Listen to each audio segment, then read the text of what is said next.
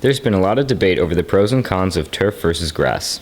In this video, we analyzed 3 different factors of this debate. The first thing we looked at was bounce. The bounce is dependent on the coefficient of restitution.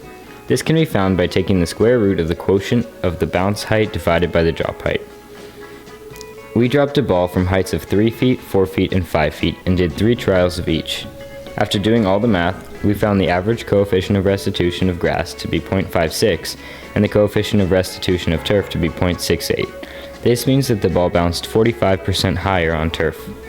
This difference can change the game drastically. In a sport like soccer, timing is crucial. If the ball bounces higher than the player is used to, it can cause their shot to be way off. The second thing that we tested was the distance that the ball would roll on each type of playing field.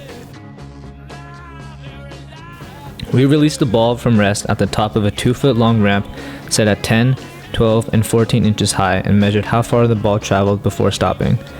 On grass, the ball rolled an average of 58.1 inches, and on turf, it rolled an average of 119.5 inches. From this data, we concluded that the ball rolls 105% farther on turf than on grass before stopping. This huge difference means that on turf, the ball will retain more speed, resulting in a faster and more dynamic game. Although it may be more entertaining to watch, the players will lose their energy a lot faster and start to play worse. The last thing we tested was the coefficient of friction between each field surface and soccer cleats. The coefficient of friction can be found by dividing the frictional force by the normal force. We tested this by adding various amounts of mass to a soccer cleat and dragging it with a force spring. We added masses of 400 grams, 700 grams, and 1,000 grams to a soccer cleat that was 257 grams, and tested each mass several times on both grass and turf.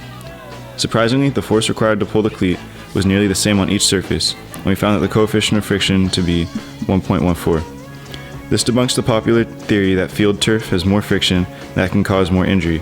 Any differences in injury rate can more likely be attributed to the higher coefficient of restitution and faster pace of games played on turf.